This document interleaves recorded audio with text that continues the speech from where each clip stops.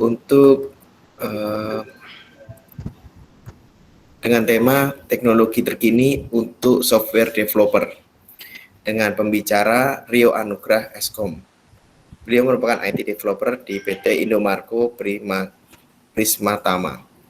Oke, baik. Sebelum kita mulai, saya akan membacakan tata tertib webinar pada siang hari ini. Yang pertama adalah peserta webinar wajib mute audio masing-masing.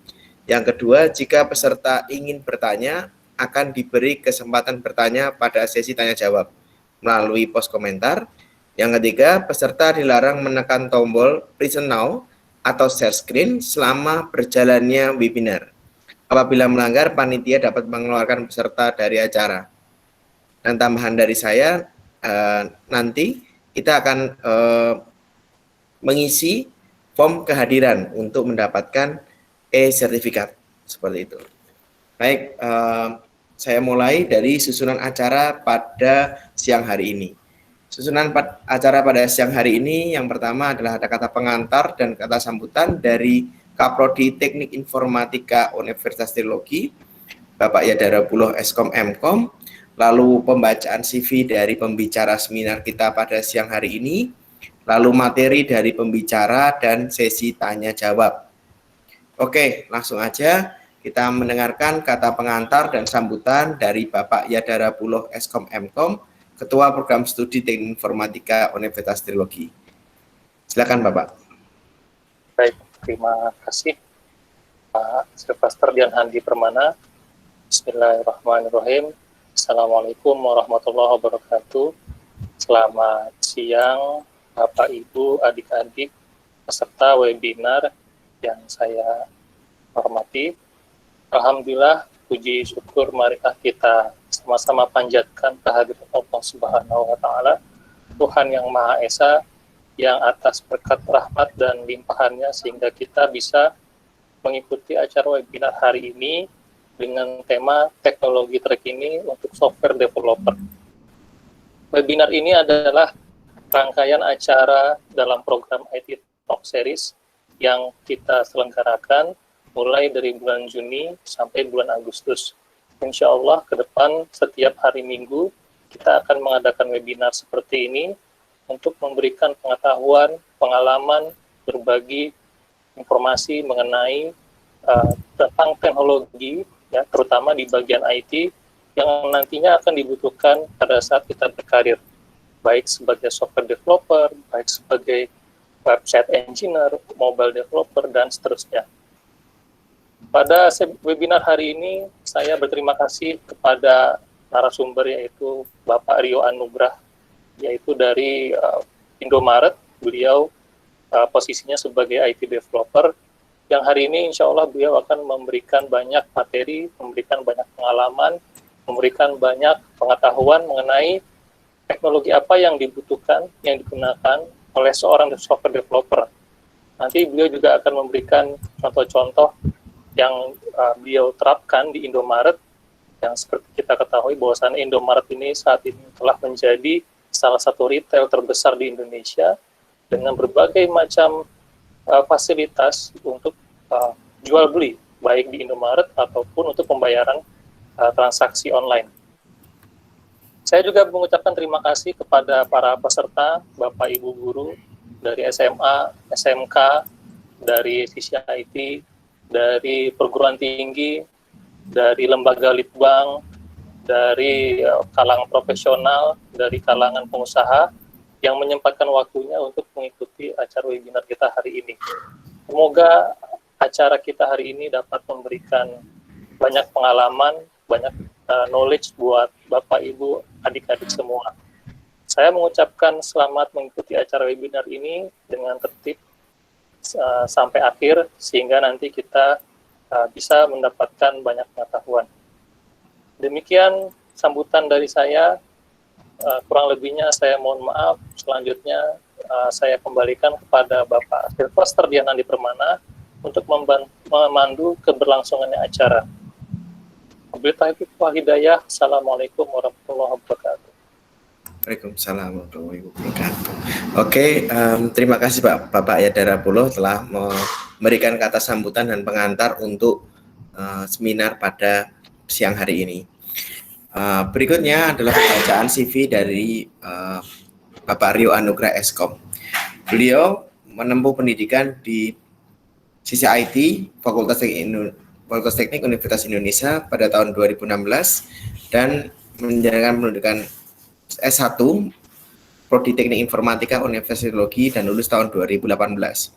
Pengalaman kerjanya adalah pertama IT support internship pada bulan Januari hingga Maret 2018 di Universitas Mercu Buana, lalu asisten dosen jaringan komputer bulan Maret sampai September 2018 di Universitas Teknologi, mobile apps developer pada bulan Juni 2018 di Lembaga Penerbangan dan Antariksa Nasional atau LAPAN, dan sekarang beliau menjadi IT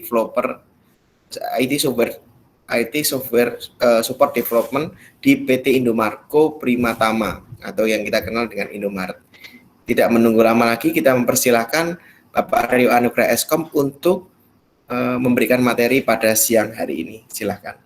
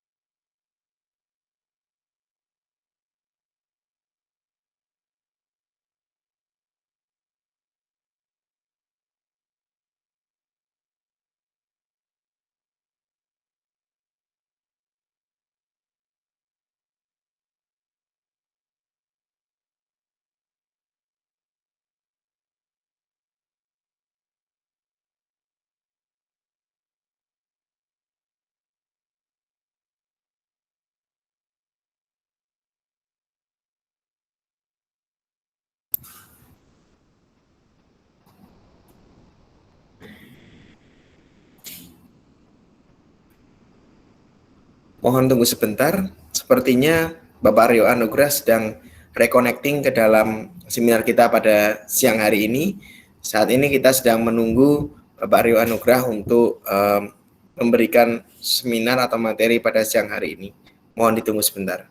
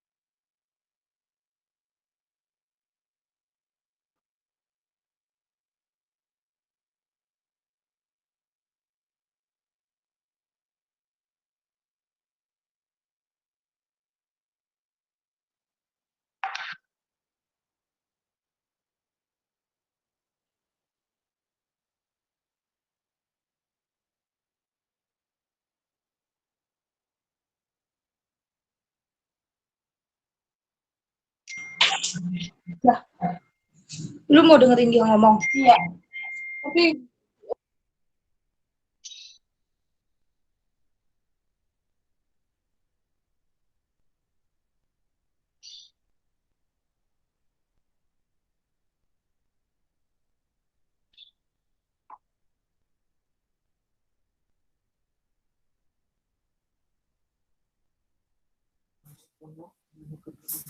Halo. Oh, waduh.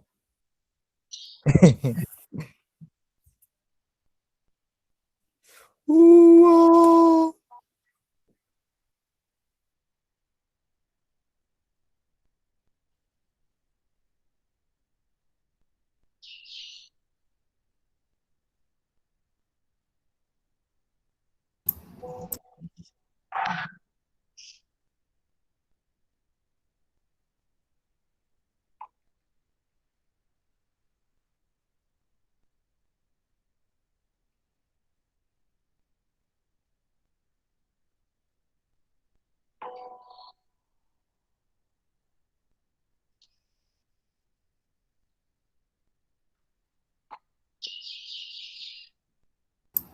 Baik, sepertinya sudah ada di tengah-tengah kita Bapak Rio Anugrah. Silakan Bapak Rio Anugrah untuk dimulai materi kita pada siang hari ini. Silakan Bapak.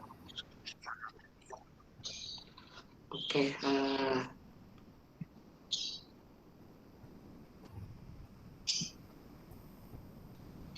baik, kita mulai aja.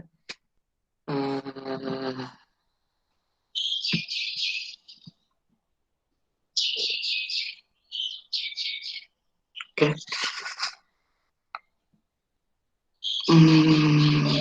Sebentar, saya lagi siap-siap dulu.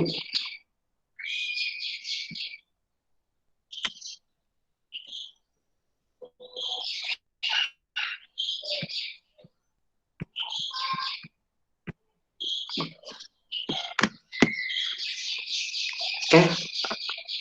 Assalamualaikum warahmatullahi wabarakatuh. Waalaikumsalam warahmatullahi Wabarakatuh.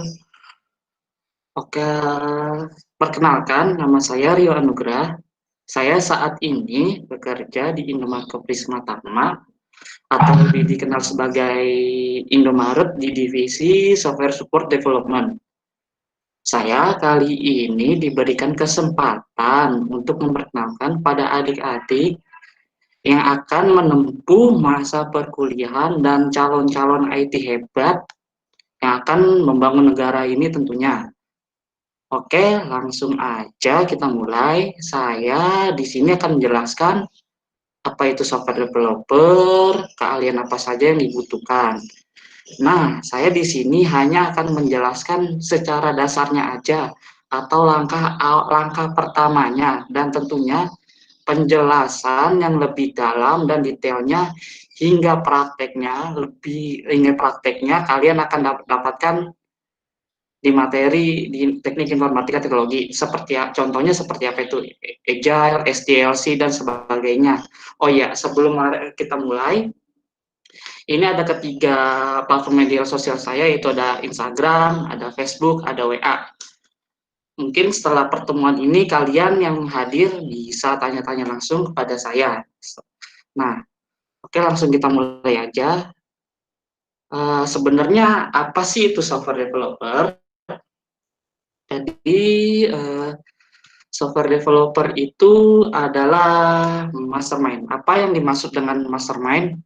Jika kalian pernah menggunakan aplikasi ataupun game di laptop ataupun smartphone, PC, seperti gamenya itu atau aplikasi seperti Dota, ML, CSGO, Free Fire, PUBG dan lainnya, yang kalian habiskan waktu selama berjam-jam sampai lupa ngerjain PR sekolah, tugasnya kagak dikerjain juga, lupa balas chatnya si dia sampai baper, dan lainnya. Nah, software developer itu adalah mastermind yang membuat aplikasi itu sampai jadi yang kalian gunakan. Itu pengertian singkat dari saya aja.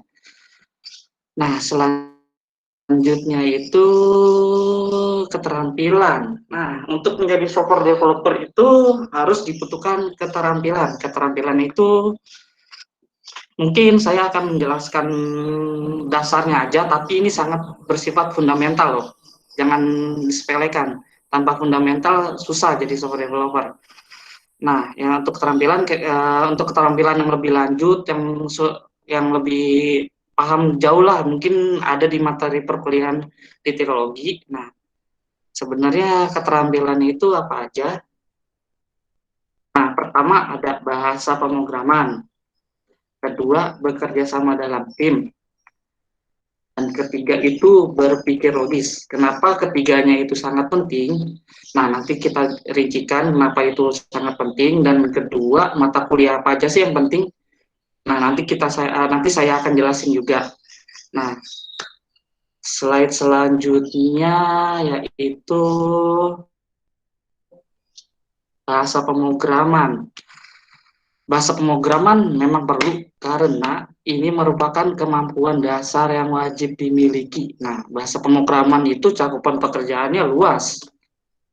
Kalian nggak bisa kalian bisa jadi apapun yang bergelut di bidang IT, nggak cuma software developer, web developer bisa, back end bisa, front end bisa, bahkan IT support, IT network, dan IT helpdesk pun butuh pemahaman bahasa pemrograman. Nah, untuk mata kuliahnya, di sini saya akan merincikan mata kuliah paling dasar yang diajarkan di teologi, tapi berperan sangat vital. Nah, kalau saya menjelaskan semua mata kuliah yang penting, tentu satu pertemuan ini tuh cukup atau sangat kurang. Nah, mata kuliahnya apa aja? Pertama, bahasa pemrograman. Nah, bahasa pemrogram teknik informatika di teologi, kalian akan diajarkan di sini bukan cuma bahasa pemrograman aja, nanti akan diajarkan algoritma-algoritma pemrograman, tools yang digunakan, yang tentunya berguna sekali ke depannya. Bahkan sebelum saya sebelum saya kerja, saya kuliah di trilogi, toolsnya itu udah diajarin duluan. Jadi pas kerja kepake banget itu. Nah, kalau diibaratkan nih, kalau bahasa pemrograman tuh, kalian cuma dikasih sepeda. Nanti kalau kalian belajar algoritmanya, pemahamannya itu kalian juga bukan cuma dikasih sepeda, cuman diajarin cara goes sepedanya juga. Nah, berikut ini saya akan menjelaskan atau menyebutkan bahasa-bahasa pemrograman yang populer di Indonesia. Itu ada C#, ada Java, ada VB, ada C++ dan PHP. Nah, kalau di kantor saya ini, semua bahasa yang saya sebutkan tadi itu kepake. Dan tentu setelah kalian lulus atau setelah lulus dari mata kuliah bahasa pemrograman, minimal kalian akan menguasai satu bahasa aja. Yang tadi saya sebutkan lagi, kalau kalian udah paham satu bahasa, pemrograman itu peluang kalian berkarir di dunia itu tuh luas banget, terbuka lebar. Nah, mata kuliah selanjutnya yang saya akan jelaskan yaitu interaksi manusia dan komputer. Nah, kenapa ini penting? Pernah nggak sih kalian menemukan aplikasi yang susah untuk dioperasikan? Kalau pernah, ini kenapa mata kuliah ini penting? Karena IMK atau interaksi manusia komputer mempelajari hubungan antara manusia dan komputer yang meliputi perancangan, evaluasi, dan implementasi antar muka pengguna komputer agar mudah dioperasikan dan dimengerti oleh user atau manusia. Nah, agar pengalaman yang kurang menyenangkan tidak terjadi pada saat kalian membuat program. Itulah kenapa pentingnya IMK. Dan selanjutnya yaitu skill yang penting aja.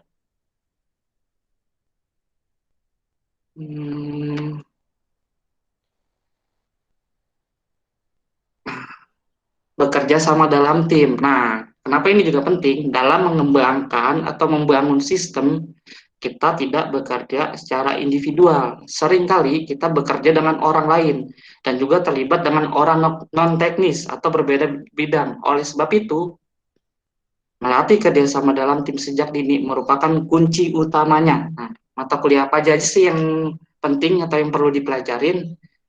Nah, di trilogi ini ada mata kuliah khusus, itu cuma di trilogi, yaitu keteknikpreneuraan.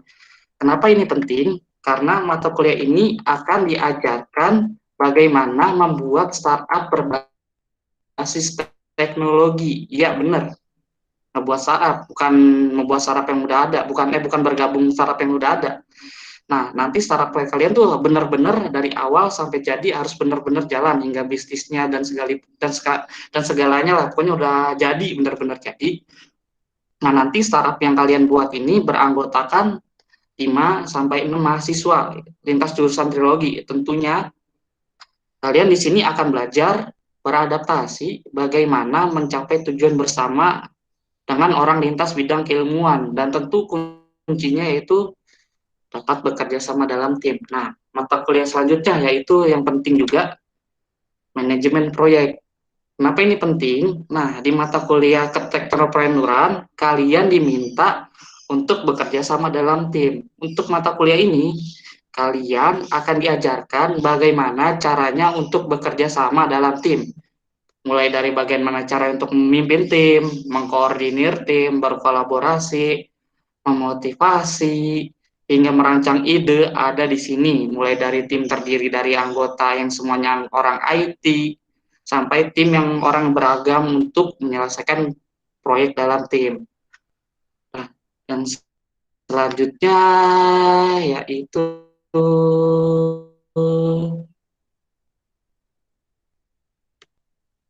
logis. Nah, kenapa ini penting dan bahkan ini kuncinya untuk menjadi software developer, karena berpikir logis itu penting, karena dengan berpikir logis kita dapat memecahkan masalah. Poin utama dari tugas ini atau dari software developer itu memecahkan masalahnya si user. User itu masalahnya beragam loh, mulai dari ada masalah yang pernah kita lalui. Nah, kalau kita beruntung nih, itu yang tadi yang saya sebut, user ya yang ada apa, user punya masalah kita lalui, kita tinggal implementasi aja penyelesaian masalahnya. Kalau lagi nggak beruntung, ya user minta pecahkan masalahnya yang kita belum alami sama sekali. Nah, di sini kita harus muter otak gimana caranya masalah yang user itu terselesaikan, nggak mau tahu. Dan kadang-kadang diberi deadline. Makanya software developer itu lumayan berat pekerjaannya. Nah, Mohon untuk maaf, mata kuliahnya sendiri Aryo di Anugrah. sini. Mohon maaf, itu slide-nya bisa di Iya, Pak. mohon maaf, slide itu bisa di full screen atau digeser atau apa gitu. Di kami masih stuck gitu. Emang kenapa, Pak? Oh, Ya, masih stuck ya? ya masih stuck. Tolong Sebentar, di saya skip dulu. apa tuh ulangi lagi untuk presentingnya. Kalau enggak ya di slideshow-nya gitu, Pak. Silakan. Oh, sebentar. Maaf, Pak, soalnya ini nggak kelihatan, saya full screen kok dari aplikasinya. Baik, silakan dilanjutkan. Terima kasih.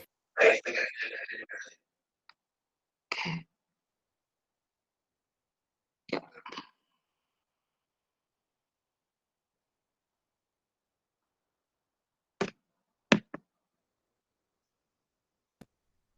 Tadi yang putusnya di slide yang mana, Pak? Di sini bukan? Apa sebelumnya? Bukan Bisa nanti saya di ulang awal lagi tadi, penjelasan. di awal tadi, di nomor 1 tadi. Oh, nomor satunya putus ya? Iya. Coba bisa di slideshow atau gimana gitu, Pak. Silakan.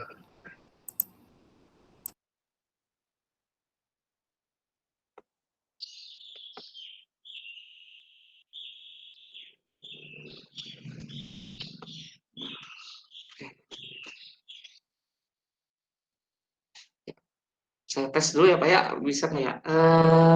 Sekarang gimana, Pak? Udah bisa? Udah kegeser nggak? Belum, Apa ini masih masih sama? yang di awal. Di awal. Bisa ya? Bisa di slideshow gitu nggak ada? From beginning. Udah saya slide kok, Pak. Udah saya slide so. Masih sama. Oh, tolong itu di close dulu atau di share screen-nya ke ini, Pak. Ke di sini ada Slide-nya kan, Pak? gitu. Window lalu klik apa namanya? Udah, Pak. Udah ya. Udah. Coba saya stop dulu ya, Pak ya. Saya Ya, ulang lagi aja. Mungkin ada bug-nya. aja untuk poinnya.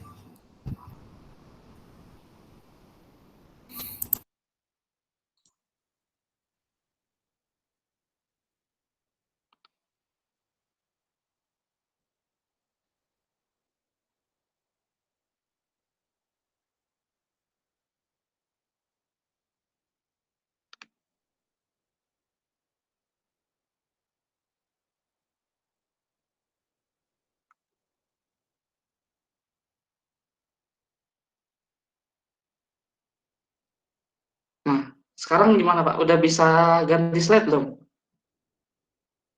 Belum ke share screen. Belum ke share screen. Kalau di saya sih sudah ke share sih, Pak. Belum, Mas. Di sini belum. Nah, sekarang Belum ya? Sekarang udah mulai. Udah. Silakan. Nah, iya udah ya.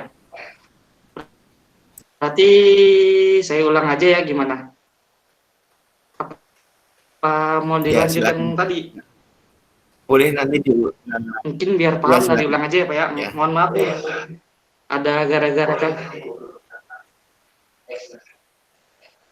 karena ada kesalahan teknis rupanya. Padahal saya udah share tapi kok masih di situ aja. Setelah saya stop sama share lagi ternyata baru bisa. Oke. Saya ulang ya. Assalamualaikum warahmatullahi wabarakatuh. Perkenalkan, nama saya Rio Anugrah. Saya saat ini bekerja di Indomarko Prismatama atau yang dikenal sebagai Indomaret. Iya, saya ulang Pak daripada nggak paham gitu Pak. Nggak share screen tadi tuh.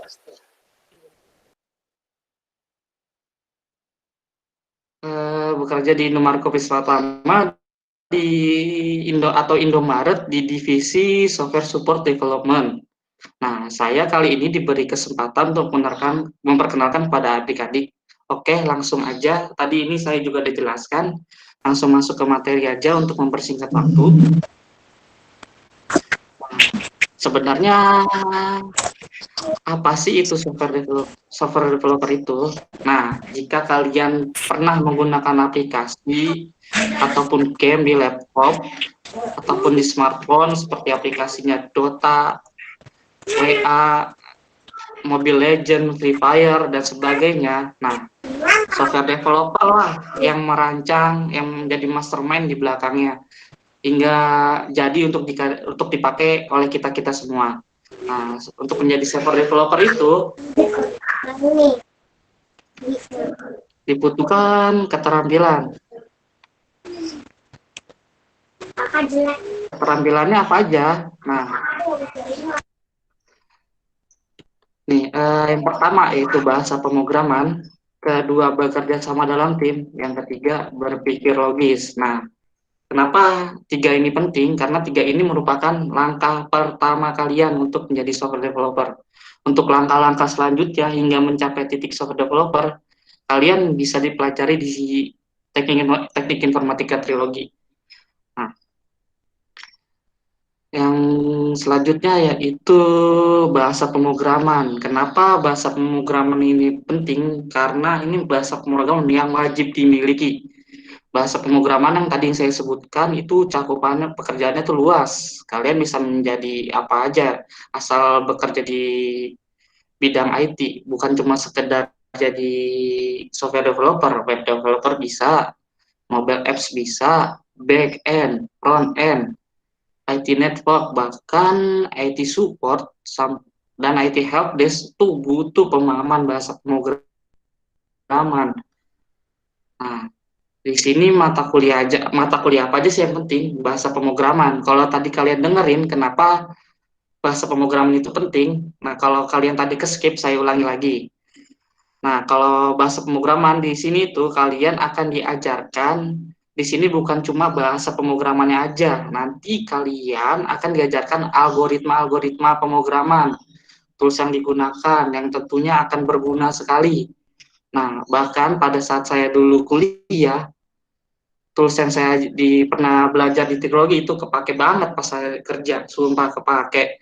Nah, selanjutnya saya akan menjelaskan atau menyebutkan bahasa-bahasa pemrograman yang populer di Indonesia.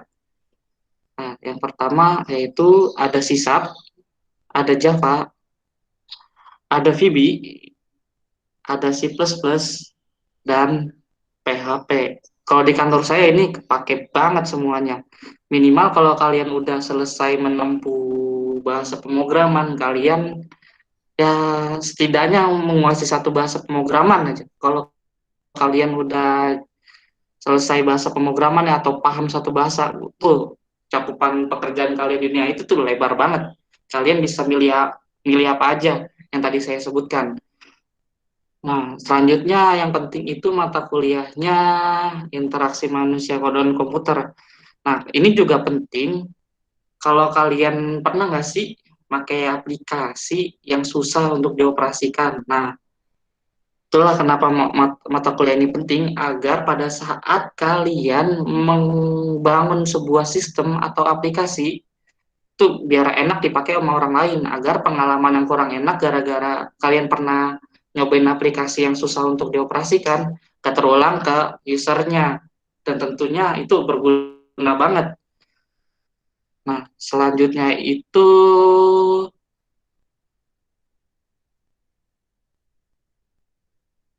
nah, bekerja sama dalam tim. Dalam membangun sistem, kita tidak bekerja secara individual. Seringkali kita bekerja dengan orang lain dan juga terlibat dengan orang non teknis atau berbeda bidang. Oleh sebab itu, melatih kerjasama dalam tim sejak dini merupakan kunci utamanya. Nah, mata kuliahnya apa aja? Yang pertama itu ada keteknopreneuraan. Nah, mata kuliah ini kalian akan diajarkan bagaimana membuat startup berbasis teknologi. Ya, beneran membuat startup loh. Itu kalian nggak kepikiran kan caranya buat startup? Nah, nanti di sini diajarkan. Nah, dalam membuat startup ini, nanti kalian beranggotakan sekitar 5 atau 6 anggota lintas jurusan di teknologi. Nah, tentunya kalian sini akan belajar beradaptasi bagaimana mencapai tujuan bersama orang lintas bidang keilmuan yang tadi saya sebutkan, dan tentunya kuncinya itu bekerja sama dalam tim. Nah, untuk melatih kerjasama dalam tim ada lagi mata kuliah yang nggak kalah penting, yaitu manajemen proyek. Nah, kenapa ini penting? Nah, di mata kuliah keteknopreneuraan kalian diminta untuk bekerja sama dalam tim. Untuk mata kuliah ini kalian akan diajarkan bagaimana caranya bekerja sama dalam tim, terus dari cara memimpin, mengkoordinir, berkolaborasi antar tim, memotivasi tim, hingga merancang ide sampai implementasinya gimana. Dan di sini juga tim dan timnya tersebut ada yang dari IT juga diajarin cara manage-nya, terus yang bidang keilmuan cara manage-nya gimana juga. Nah, itulah kenapa manajemen itu proyek itu penting mata kuliahnya. Nah, di sini yang tadi terakhir saya sebutkan atau saya jelaskan sebelum keulang lagi, saya jelasin singkat aja. Nah, yaitu berpikir logis. Nah, kenapa berpikir logis itu penting? Karena berpikir logis itu kita dapat memecahkan masalah. Tujuan dari pekerjaan developer ini memecahkan masalah. Nah, masalahnya itu dari masalahnya si user.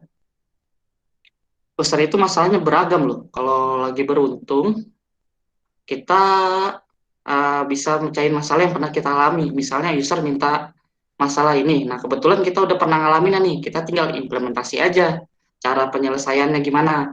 Nah, kalau kita lagi nggak beruntung nih, user mintanya macem-macem, aneh-aneh. Masalahnya yang pernah kita nggak alami. Nah, mau nggak mau kita harus muter otak gimana caranya masalah user tersebut itu terselesaikan.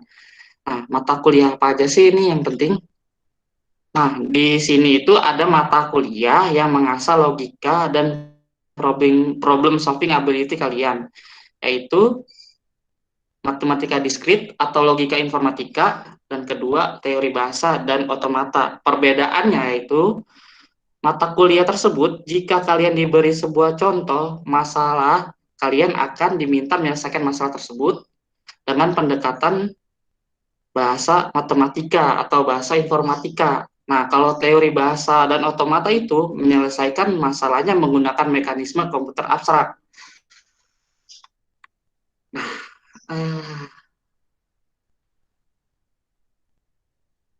Nah, udah itu aja penjelasan singkat saya dari langkah pertama untuk menjadi software developer. Untuk langkah-langkah selanjutnya mungkin kalian bisa tanyakan atau ada pertanyaan seputar itu, ya silakan. Baik, Pak Aryo Anugrah, saya mengucapkan terima kasih sudah mempresentasikan materi seminar kita pada siang hari ini. Nah, sekarang Ibu Bapak, teman-teman semuanya, silakan apakah ada yang mau bertanya mengenai software development di PT Indomarko Prismatama atau Indomaret. Prismatama. Ya.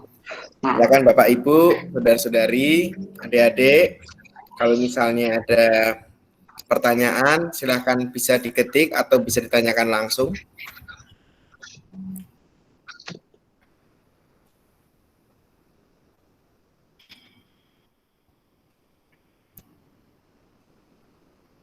Nah, sambil menunggu pertanyaan, saya punya pertanyaan Pak Rio ini. Apa sih kendalanya? Oh ya, silakan Pak Andi. Ya, apa kendala yang Bapak hadapi pada waktu Bapak menjadi software developer di Indomaret itu? Apa kendalanya, Pak? Kendalanya sih yang paling sering itu jujur aja dari permintaan user. Itu user tadi saya sebutkan masalahnya beragam. Ada yang minta masalah yang saya belum pernah hadapi itu. Bagaimana caranya saya menjelaskan pakai bahasa yang dapat orang mengerti. Soalnya kan background saya itu orang IT. Nah, gimana tuh caranya biar menyampaikannya enak? Itu aja sih, itu kendala terutama tuh terberat. Kadang-kadang juga bagaimana tuh permintaan yang aneh-aneh atau masalah yang aneh-aneh itu dia ngejelasin tuh simpel aja tapi gak detail. Itu kita muter otak gimana harus nyari permasalahan dan penyelesaiannya gimana. Itu kendala yang sering saya hadapi sampai saat ini. Oke, baik. Kendala dari komunikasi gitu ya? Mungkin komunikasi. Ya, oke. Kalau boleh tahu, boleh tanya ya, Pak Rio. Boleh, Pak? Apa sih kerjaan Anda di sana sih? Itu ngapain aja sih? Oke. Nah, Ini saya jelasin dulu deh. Sebenarnya itu software developer itu ada 3 bagian setahu saya. Yang pertama ada sistem software developer, ada application software developer, ada support software developer. Nah, saya itu bagian yang ketiga. Nah, jadi saya akan menjelaskan pengalaman kerja saya aja nih. Pengalaman kerja saya itu jujur aja nih, di sini lebih berat ngerjain proyek kuliah daripada kerja. Proyek kuliah itu berat, sumpah saya akuin. Karena kerjaan saya itu lebih banyak di bagian, soalnya tuh di kantor saya itu bagiannya tuh udah terstruktur, udah ada porsinya masing-masing. Jadi kalau udah kalian misalnya tahu SDLC, kan ada 6 tahap tuh. Ada tahapan analisis, perancangan, pembangunan, pengujian, implementasi, dan pemeliharaan. Nah, di divisi saya itu hanya mengambil 3 yang terakhir, yaitu tadi ada pemeliharaan, implementasi, dan pengujian, itu aja sih. Nah, terus kerjaan yang saya kerjain sekarang ini, saya tuh di khusus bagian gudang-gudang Indomaret di seluruh Indonesia. Tugas saya tuh di divisi itu meliputi kayak misalnya kalian pernah buka database kayak select, create, update, delete jika ada data gudang yang gudang seperti harga beli, penjualan, stok yang tidak sesuai atau tidak sinkron, itu karena sebabnya itu beragam. Kebanyakan itu gara-gara tiap menit ada jutaan data masuk ke database. Dan tentunya tuh jadi masalah, mau nggak mau kita sinkronkan. Nah, terus ada juga, kita juga debug program. Debug program itu mungkin bahasa sederhananya itu mencari dan mengatasi bug pada program. Kalau udah cari, ya kita selesain. Kalau emang masalahnya itu lebih lanjut, itu bukan divisi saya lagi. Itu ke divisi yang development aplikasinya, saya oper ke dia. Jadi kalau bisa saya beresin dulu nih, ternyata cuma salah dari data, struktur data, segala macam, saya bisa. Kalau buat ngubah-ngubah codingan, bukan ranah saya, bukan hak saya. Walaupun bukan saya bisa sih, saya mungkin bisa aja kalau saya otak-atik, cuman bukan bagian-bagian saya nggak punya hak. Nah, terus apalagi ya? Terus saya juga memelihara, mengkonfigurasi web servernya yang menggunakan IIS. IIS itu punyanya Microsoft Windows. Nah, terus memastikan jaringan FTP-nya. FTP itu kalau kalian dari anak SMK mungkin pernah belajar file transfer protokol. ya, biar stabil tuh FTP-nya menggunakan putih. Nah, jika ada program baru khusus saya bisa aja bagian ke gudang. Saya pernah ke bagian gudang lagi itu ke Lombok, pernah kemana lagi, Bali pernah. Yang terakhir kali saya ke gudang Indomaret itu di Klaten. Jadi saya ngimplementasi, ngajarin cara makainya. Nah, gitu sih. Nah, kalau aplikasinya nanti Indomaret ada yang error nih, saya coba cari tahu dulu sebabnya kenapa. Kalau errornya bisa dibaiki, tadi saya bilang ya saya perbaiki. Udah, itu aja sih. Oke. Singkat aja. Baik, kita akan ada beberapa pertanyaan yang ada di dalam komentar. Kita akan satu persatu, boleh ya? Oke. Baik, mungkin yang pertama tadi permintaan aneh-aneh ya. Tadi karena aneh-aneh itu misalnya apa gitu, ada dari Pak Permadi. Misalnya itu yang terakhir kali kan ada orang picker itu contohnya kayak orang dari gudang, barangnya diambil, terus didistribusin ke toko-toko. Dia tuh minta disimpelin, caranya gimana sih? Jujur itu namanya ngambil barang, kalau kita simpelin mau nggak mau itu harus ngurangin karyawan, harus benar-benar otomatis. Saya kasih tahu cara seperti itu, mereka nggak setuju, mendingan capek. Paham nggak maksud saya, Pak? Jadi pakai tenaga fisik, harusnya bisa tenaga fisik. Dia maunya otomatis. Kalau otomatis ya pekerjaan mereka tuh terancam. Oh gitu. Ujung-ujung nggak jadi. Iya, itu aneh salah satunya. Berakibat ke pekerja itu sendiri. Oke, berarti permintaan aneh-aneh itu lebih ke harusnya IT itu bisa seperti ini gitu ya. Giliran saya kasih solusi, dia nggak mau gitu. Oke, baik. Ini dari atasnya ada Muhammad Rizky. Untuk jurusan kuliahnya apa ya Kak untuk menjadi software development dan ranah kerjanya menjadi apa saja? Tadi yang saya sebutkan tuh, saya kuliah di Teknik Informatika di Trilogi, dan kebetulan Pak Handi itu guru saya yang bisa menjadi saya sampai seperti itu tuh dia. Untuk ranahnya tadi saya sebutkan banyak banget, bisa dari apps developer, terus ada 3 bagian dari SDLC. SDLC itu apa? Software Development Life Cycle. Kalian bisa jadi kayak implementasinya. Kalau bahasa itu jadi kalau kalian kurang suka ngoding tapi paham ngoding, kalian bisa jadi IT support, IT helpdesk. Kalau kalian suka jaringan bisa jadi IT network. Jujur kalau itu tuh luas banget, kalian malah bisa milih kalau jadi software developer. Oke, selanjutnya Pak. Baik, izin tanya dari Pak Hono Sungkono, izin tanya bagaimana tingkat keamanan softwarenya. Nah ini mengenai keamanan. Boleh. Silakan. Untuk softwarenya kita di sini menggunakan kriptografi.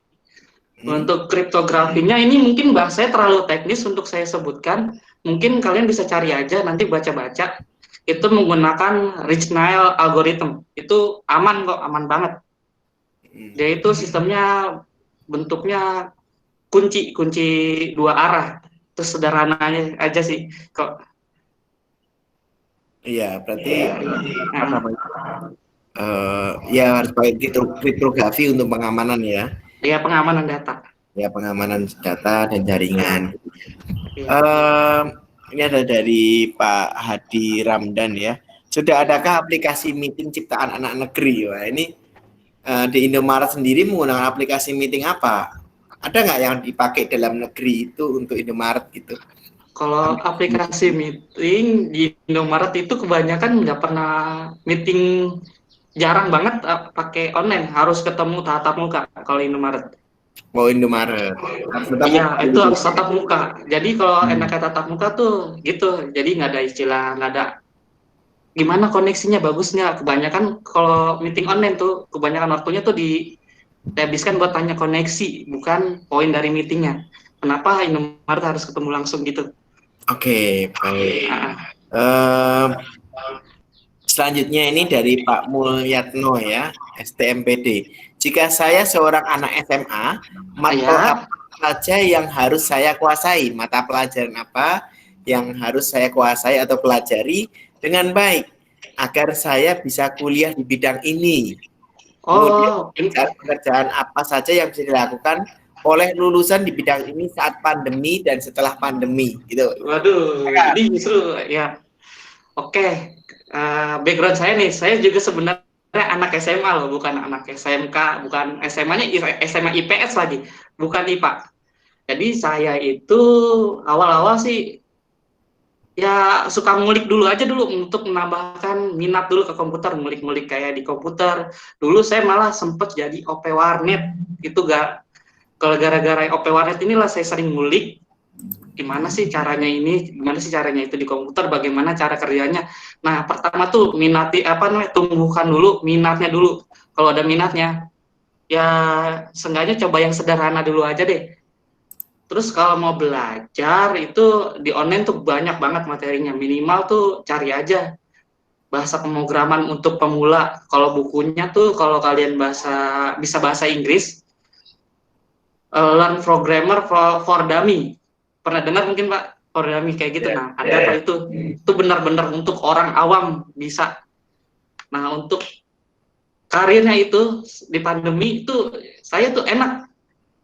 Kebanyakan WFH, malah WFH ada pandemi, sebelum pandemi itu kebanyakan waktu saya itu di kerja tuh ngeremot.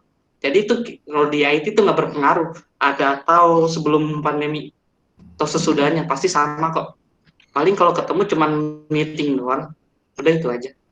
Oh gitu. Jadi enak banget ya. Enak-enak aja. IT itu di masa pandemi seperti ini bisa menjadi unggul daripada yang lain. Benar sekali, lebih unggul banget. Oke, baik. Untuk ini ada pertanyaan ini untuk tadi udah dijawab ya untuk pembelajaran daring online. Nah, iya tadi udah saya jawab. Bahasa pemrograman yang pemula. Jadi kalau misalnya nih, saya pengen banget belajar IT gitu ya. Untuk pemula itu kita belajar apa dulu sih? Gitu. Untuk apa namanya ya? Saya ingat-ingat dulu untuk biar pemulanya kalian jangan langsung bahasa pemrograman aja. Kalian cari pseudocode. Jadi itu bahasa manusia yang lebih mirip ke bahasa pemrograman. Jadi itu nggak ada istilahnya coding-codingan, enggak. Jadi itu bahasa manusia, benar-benar manusia. Cuman strukturnya tuh kayak bahasa pemrograman. Nah, itu dulu aja deh, pahamin pseudocode, boleh dicari. Berarti pseudocode dulu lagi. Iya, paham dulu, baru bahasa pemrogramannya ya. Iya, benar. Bagaimana tentang matematika? Kalau misalnya pelajaran matematika nih, itu di IT itu gimana? Aduh, ini aib saya juga nih kalau mau cerita. Saya dulu SMA, nilai matematika saya tuh justru anjok UN-nya. Nilainya 4,25. Saya salah satu lagi tuh dalam UN. Saya nggak lulus SMA. Intinya sih ya belajar logika aja. Matematikanya itu nggak terlalu kepake. Paling yang penting logika pemrogramannya aja yang kepake. Logika. Nah, pemrograman. Jadi matematika ada pengaruh sih sama logika, cuman nggak gitu ngaruh deh. Oh, baik. Iya. Terus ada Bapak, Ibu, saudara-saudari semuanya, apakah ada yang mau bertanya? Saya persilahkan loh untuk Bapak, Ibu, saudara-saudari, adik-adik untuk bertanya. Silakan chat di kolom komentar gitu ya. Jangan malu-malu ya. Waktu masih panjang loh ini. Kita masih punya banyak waktu. Oke. Saya ini mau tanya nih. Nah, sekarang dapat informasi dari mana sih? Jadi kalau misalnya kita itu mau jadi Pak Rio gitu ya, jadi dapat informasi dari mana? Kok bisa masuk menjadi IT-nya Indomaret gitu ya? Gitu mungkin ya? Mungkin kalau saya sih ngelihat di Jobstreet kalau nggak salah, saya apply aja. Jadi kalau untuk nambahin minat tadi saya sebutkan juga sama dari diri sendiri. Terus yang kedua tuh ikut komunitas. Mungkin bisa ikut forum di Facebook, di Kaskus tuh banyak forum-forum untuk menjadi program banyak. Kalian tanya-tanya di situ bisa. Saya juga tergabung ke dalam forum-forum itu. Mungkin kalau kalian nanya, saya mungkin bisa jawab di forum tersebut. Intinya banyak tanya aja di forum gitu. Oke, ada yang bertanya ini, barusan aja Mas Faris Rashid ya. Kak, Ya. saya ingin bertanya, framework itu penting nggak? Nah, itu Wah, penting itu. Penting. bisa dijelaskan Pak Oke. Aryo ya. Framework itu apa sih? Saya ngejelasin framework itu pakai bahasa sederhana mungkin aja ya. Saya lagi nyari kata-kata sederhananya dulu. Oke, jadi framework itu untuk mempermudah pekerjaan codingan. Misalnya kalau kalian pernah ngoding kayak aplikasi login, itu jujur baris codingnya itu panjang. Kalau framework itu mudah, cuman panggil satu baris, dua baris, fungsi login udah selesai. Intinya gitu, framework itu penting. Bisa sih kerja nggak pakai framework, cuman lebih capek menurut saya. Itu aja. Oke. Nah, Bahasa pemrograman yang paling banyak dipakai di industri apa ya? industri itu tadi yang saya sebutkan itu yang populer, cuman tergantung industrinya juga. Maunya apa? Mungkin kalau kalian udah minimal paham satu bahasa aja, mungkin kalian belajar bahasa yang lain itu mudah banget, mudah, serius mudah. Intinya tuh belajar satu bahasa dulu, yang penting paham. Nanti kalian bisa beradaptasi. Boleh, berarti satu aja dulu gitu ya. Satu aja dulu. Ini dari Pak Sahdinaldi itu ya. Saya mau bertanya, saya mau tanya sebagai seorang guru kelahiran 1979, itu sudah 41 tahun kepada narasumber, apakah program ini bisa mempermudah mengajar di kelas gitu. Jadi mungkin lebih ke gini nih. Apakah yang kita diskusi pada siang hari ini itu bisa mempermudah, meningkatkan minat orang untuk ayo kita belajar serius untuk nantinya sukses seperti Pak Rio seperti itu. Ya itu sih saya ngejelasin langkah awalnya aja. Kalau emang minat itu kita harus jatuhnya, kalau online kayak gini tuh susah. Kita harus minimal kalau SMA itu harus ada company visit. Jujur itu company visit tuh ngaruh banget. Jadi tapi agak susah juga ya lagi corona. Mungkin setelah corona mungkin Bapak bisa ngadain company visit ke perusahaan-perusahaan IT. Itu beneran nambah minat banget. Saya pernah tuh kayak gitu company visit. Company visit gitu ya. Iya benar. Itu kemarin kasih. Nah, pertanyaan juga dari para Yuli Joro Maras, yang diajarkan trilogi bahasa apa aja? Waduh, ini bahasa sebenarnya ini kan udah dipelajari trilogi atau belum, atau bahasa apa sih yang di trilogi itu ajarkan tapi yang paling berguna di situ, atau gimana? Silakan. Ini sebenarnya cocoknya yang jawab itu Pak Hadi sendiri, karena itu Pak dosen sekaligus. Kalau saya alamin saya sendiri sih, bahasa pemrograman yang saya ajari di trilogi, yang diajari Pak Hadi itu kepake banget sampai saya sekarang, kepake. Untung mungkin kedepannya bahasa apa yang sekarang bahasa apa yang dipakai, bisa tanya ke Pak Hadi deh, yang dipelajarinya apa gitu. Oke. Jadi trilogi itu, aduh kok malah saya yang memberikan materi, kan harusnya narasumber. Oke, baik. Iya, kan? Apa namanya, di trilogi itu mempelajari bahasa-bahasa yang tadi telah disebutkan, ya, dari bahasa C, C#, C++, Java, PHP, banyak macamnya. Banyak bahasa-bahasa yang dipakai, tergantung kita mengambil konsentrasi apa nanti di trilogi, seperti itu. Oke, baik, lanjut ya. Ini mohon Pak Rio sendiri yang jawab, bukan saya yang jawab, jangan dialihkan ke saya gitu. Nah, maksud saya kan kondisi saat ini perkuliahannya, saya kan nggak tahu Pak gitu maksud saya tadi. Oh ya, baik. Apa saja aplikasi yang digunakan oleh seorang software developer? Itu ya. Waduh, ya aplikasinya apa sih? Nah, kita harus install apa sih? Nah, seperti itu. Benar. Aplikasinya untuk manajemennya sendiri bisa pakai Jira. Jira itu kayak, kalau kalian tahu tuh kayak Trello. Jadi manajemen sistemnya kayak gimana, nanti ada gimana. Cuman kalau di perusahaan saya sendiri tuh nggak pakai aplikasi tersebut. Ada aplikasi sendiri namanya PMO, Project Management Office apa kalau nggak salah itu artinya. Nah itu buat manage projectnya. Untuk ngodingnya sendiri, kalian bisa aja pakai Visual Studio. Untuk sebenarnya sih yang paling saya alami sendiri, Visual Studio sih yang paling lengkap. Bisa mobile, bisa build di situ. Web apps bisa, apps bisa. Cuman saya kalau di Visual Studio belum pernah membuat sistem cerdas di situ. Saya pakainya MATLAB. Udah itu aja sih kalau pengalaman saya. Oke, terima kasih. Itu tadi dari Fernandi Ricardo Antonius. Sekarang dari Bu Nunung Nurmaisa. Menurut Kak Rio, bahasa pemrograman apa yang paling mudah dipelajari? Paling mudah. Sebenarnya sih mudah. Yang penting ngasah pemahamannya dulu aja. Yang tadi saya bilang, untuk paham dulu, seenggaknya tuh belajar pseudocode-nya dulu, belajar bahasa manusianya dulu, yang mendekati bahasa coding. Itu dulu aja. Kalau udah paham, nanti kalian diimplementasikan ke bahasa pemrograman mana aja. Bahasa pemrograman mana aja tuh sama loh sebenarnya. Sama banget. Alurnya juga sama. Sebenarnya nggak ngaruh banyak itu bahasa pemrograman apa. Yang penting pemahaman codingannya aja. Saran saya. Oke, baik.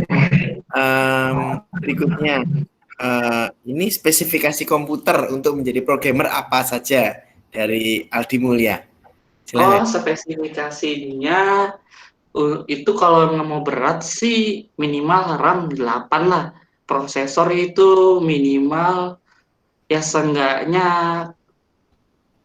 quad-core lah minimal. Terus kalau bisa ngedevelopnya itu di SSD, jangan pakai hard disk eksternal. Hard disk eksternal apalagi tuh lemot. Kalau SSD itu pasti cepet.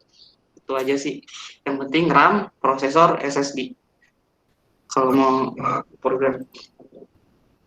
Oke, baik. Pertanyaan selanjutnya. Kak, Iya. mau tanya untuk kedepannya apakah PHP akan tergantikan dengan bahasa pemrograman lain, misalnya Node.js? Wah, itu sih penjelasan saya nanti kayaknya akan bias deh. Menurut saya sih bisa aja tergantikan, bisa loh. Bahasa pemrograman itu berkembang masalahnya. Nggak statik, diem di satu tempat, bisa berkembang lanjut, nanti develop lagi, bisa aja nanti suatu saat akan tergantikan. Mungkin suatu saat Node.js kalau ada yang lebih simple lagi, fleksibel lagi, running time lebih cepat, bisa aja tergantikan. Karena IT itu berkembang, nggak diem. Oke, baik. Nah, pertanyaan selanjutnya. Ini pertanyaan dari Pak Mulyatno sebenarnya lebih ke jurusan ya. Jadi nanti mungkin Pak Ayat ya, Pak Yadara Buloh ya. Nanti mungkin bisa dijelaskan Pak Ayat. Nah, Mumpung ini ada kaprodinya Pak Yadara Buloh. Pak Yadara Buloh, sini ada pertanyaan bagus ini dari Pak Mulyatno. Mana yang lebih luas cakupannya, jurusan teknik komputer dan informatika atau keduanya memiliki cakupan yang berbeda? Jadi mungkin dijelaskan dulu, teknik komputer itu apa, kalau teknik informatika itu gimana. Terus kira-kira untuk mempelajari komputer lebih mendalam ya, saya tahu bahwa komputer itu luas gitu kan ya. Itu apakah teknik komputer atau teknik informatika gitu.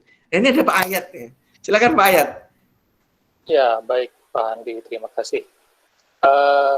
Pertanyaan yang menarik dari Pak Mulyatno tentang jurusan teknik komputer dan teknik informatika ya. Sebagai informasi, Pak, teknik komputer itu memang bagian dari elektronika, khususnya elektronika arus lemah ya. Karena memang di dalam rukun keilmuan, komputer itu dia ada dua jalur, Pak. Ada dari elektro, ada dari matematika, atau kita kenal dengan istilah sains gitu ya. Nah, kalau dari teknik elektro itu, dia terbagi lagi menjadi beberapa sub, ya, yaitu teknik elektro arus kuat, itu nanti masuknya dia akan mempelajari tentang penggunaan perangkat-perangkat elektronika yang besar gitu ya. Ada juga yang masuknya ke arus lemah. Nah, yang ke arus lemah ini juga nanti akan terbagi menjadi dua, yaitu telekomunikasi dan teknik komputer. Nah, memang kalau untuk teknik komputer di sini, ini dia akan lebih fokus ke pemrograman juga, tapi lebih ke penerapannya ke hardware. Contoh sebagai yang simpel saja, kalau kita pernah menggunakan TV gitu ya. Nah, TV kita misalnya ingin kita sharing screen dengan HP kita atau sebaliknya. Nah, itu ada pemrograman sensor di situ yang memungkinkan HP kita bisa terhubung dengan televisi. Nah, itu dibahas secara teknis oleh teknik komputer. Lalu bagaimana dengan teknik informatika? Teknik informatika memang lebih fokus kepada pemrograman, lebih fokus kepada jaringan komputer gitu ya. Contoh misalnya seperti yang dibahas oleh Rio, bahwasannya kita bisa membuat sebuah software gitu ya, kita bisa membuat sebuah website atau aplikasi berbasis mobile, di mana nanti aplikasi-aplikasi tersebut bisa membantu kehidupan sehari-hari kita, atau juga bisa membantu di sebuah perusahaan seperti di Indomaret. Ya, sebagai contoh, kalau di Indomaret itu ada sistem pembayaran digital atau payment gateway, di mana kalau kita transaksi di Tokopedia, di Bukalapak, maka nanti kita bisa bayar melalui Indomaret. Nah, proses pembayaran itu memerlukan sebuah sistem atau memerlukan sebuah software tertentu gitu ya. Nah, disinilah cakupannya teknik informatika, Pak. Ya. Nah, lalu bagaimana jika seorang anak SMA ingin mempelajari komputer lebih mendalam? Jurusan mana yang harus dia pilih? Teknik komputer atau teknik informatika? Nah, ini menarik, Pak.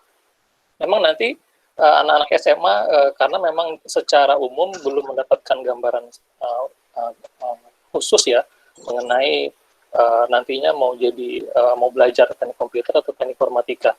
Mungkin yang perlu dipahami pertama adalah nanti anak-anak SMA ya siswi kita itu ke depan dia mau jadi apa, mau berkarir di mana.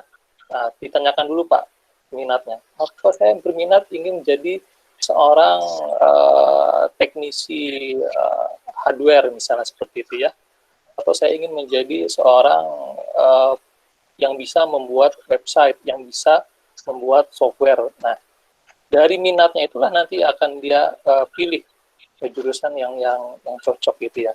Kalau dia memang ternyata ingin menjadi teknisi hardware gitu ya, mengerti cara pemrograman terhadap perangkat-perangkat keras ya. Nah, itu lebih cocok ke teknik komputer. Nah, tetapi kalau misalnya dia lebih tertarik, sekarang hebat ya orang bisa menggunakan mobile phone di Android itu banyak aplikasi-aplikasi. Kok bisa sih orang bikin aplikasi terus tampil di Play Store bisa diinstal gitu ya. Seorang kok bisa bikin berbagai macam website seperti Tokopedia, e-commerce gitu ya. Kok bisa gitu. Nah, pengen juga anak didik kita itu berkarir ke situ. Nah, itu memang bagusnya masuk ke teknik informatika. Begitu Pak Handi, kurang lebihnya gitu ya. Terima kasih.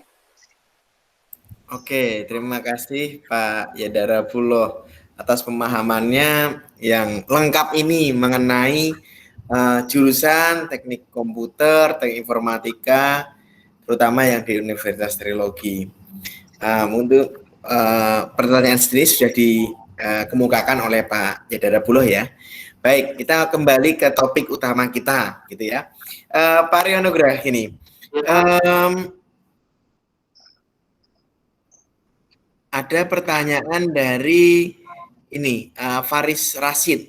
Kak, saya ingin bertanya, bagaimana? Bertanya lagi, Kak, ketika aplikasi itu sudah selesai di development, gitu kan ya? Caranya gimana ya supaya bisa dipakai di publik? Jadi semua orang itu bisa pakai itu gimana sih caranya? Gitu ya? Tergantung mau aplikasi apa dulu. Kalau di Google, kalau di HP Android bisa aja kalian buat akun Google, terus upload di Play Store-nya, bisa dipakai di publik. Kalau di App Store, di Apple bisa juga di App Store. Kalau di Windows, itu yang lagi ngetrend sekarang itu ada Windows Store. Kalian kalau ngedevelop di Windows Store, upload aja di aplikasi Windows Store-nya, bisa kok. Nanti di-download sama publik. Itu aja. Baik. Ya, ke Google Store gitu ya? Ya, benar. Oke, baik. Lanjut. Ini bertanya dari Renaldi SPT. Mau bertanya, apa saja sih yang sudah didevelop oleh software developer di PT Indomarko Prisma Tama tersebut? Banyak, kalau saya sebutin ada ratusan aplikasi, serius, ada banyak banget. Sampai sekarang yang running, ada puluhan, ratusan mungkin.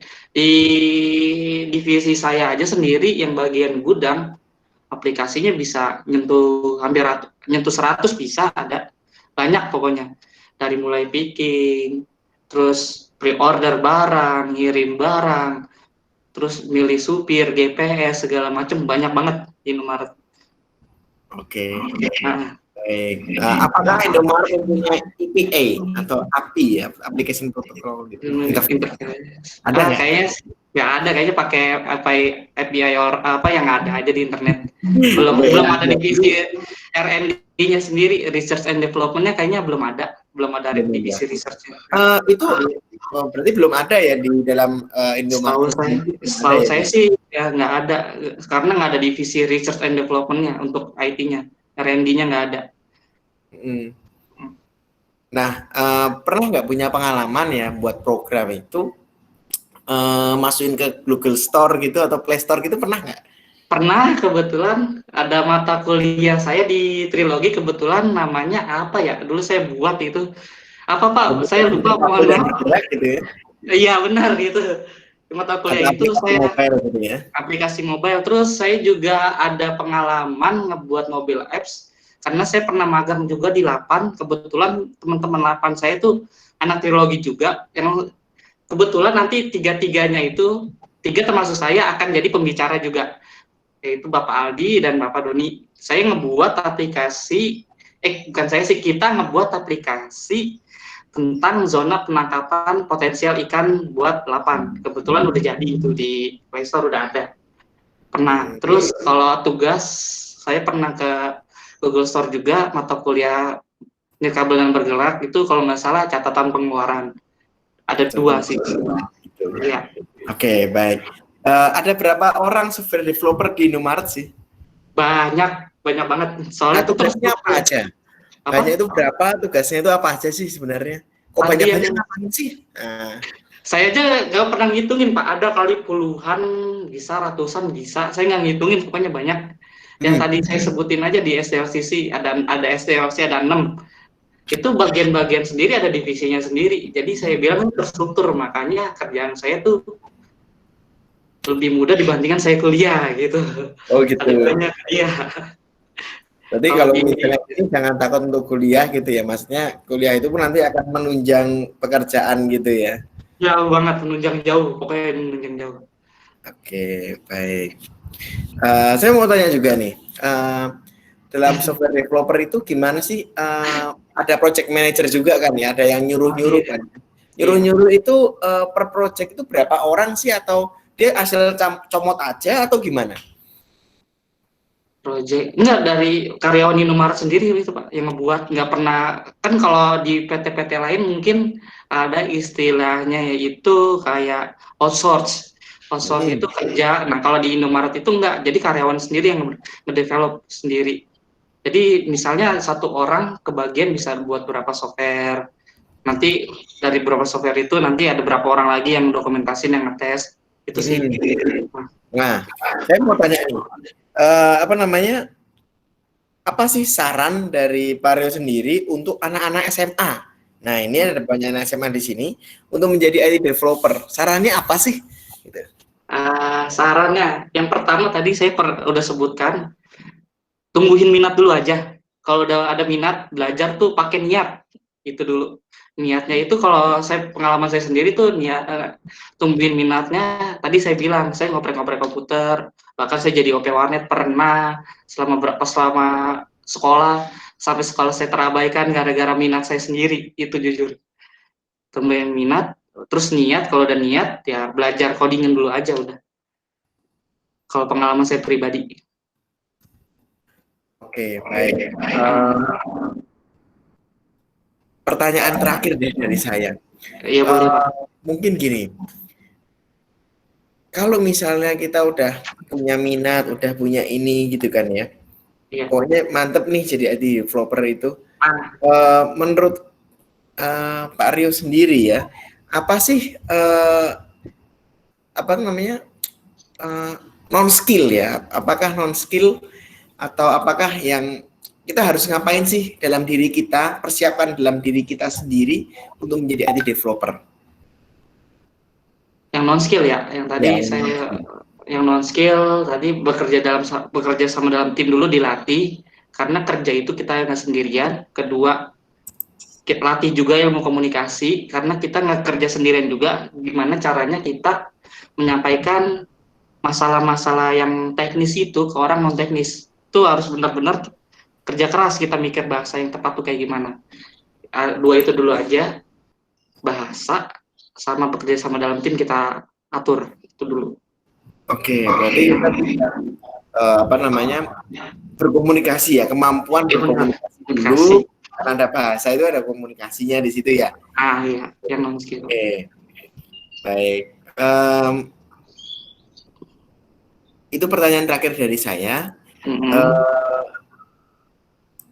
Saya mau memberikan satu statement dari Prodi Teknik Informatika sebentar, bahwa Prodi Teknik Informatika Universitas Teknologi menawarkan juga manfaat kepada mahasiswa dan lulusan mendapatkan rekomendasi bekerja di perusahaan IT konsultan. Jadi kami pun juga mempunyai banyak yang kerjasama dengan beberapa perusahaan. Jadi jangan takut teman-teman, adik-adik atau bapak ibu yang ingin menyekolahkan anaknya di Universitas Teknologi, jangan takut nanti kok gimana kerjaannya. Pasti kita akan memberikan penawaran-penawaran dari perusahaan-perusahaan rekanan kita. Seperti itu. Ya, untuk mengakhiri sesi kita pada siang hari ini, saya mengucapkan terima kasih kepada Pak Rio Anugrah Eskom yang telah memberikan materi kita pada siang hari ini. Saya menghimbau jangan lupa untuk Ibu Bapak, Saudara-saudari sekalian mengisi form kehadiran pada seminar pada siang hari ini dengan klik atau menulis di web browser teman-teman, Bapak Ibu semuanya, link ini gitu ya, lalu diisi formnya untuk mendapatkan e-sertifikat gitu ya. Nantinya Pak Rio Anugrah tolong pada beberapa peserta meminta Bapak untuk nge-share ya, nanti tolong di-share kepada kami dulu materinya yang tadi, PowerPoint-nya, nanti kita akan kirimkan bersamaan dengan sertifikat, gitu ya. Jadi banyak narasumber, banyak peserta yang meminta materi dari narasumber. Jadi nanti kita akan mengirimkan materinya ke peserta berikut dengan sertifikat seminar pada siang hari ini. Mungkin gitu aja seminar kita pada siang hari ini. Saya mengucapkan banyak terima kasih kepada Bapak Rio Anugrah Eskom, kepada Saudara Puluh yang tadi sudah membuka acara kita pada siang hari ini, kepada Ibu Bapak Guru, Kepala Sekolah yang hadir di sini, kepada rekan-rekan semuanya, adik-adik, saya mengucapkan terima kasih atas partisipasi selama webinar pada siang hari ini. Demikian webinar kita pada siang hari ini. Terima kasih atas partisipasinya. Sampai bertemu di webinar selanjutnya. Assalamualaikum warahmatullahi wabarakatuh. Terima kasih semuanya. Waalaikumsalam warahmatullahi wabarakatuh. Terima kasih.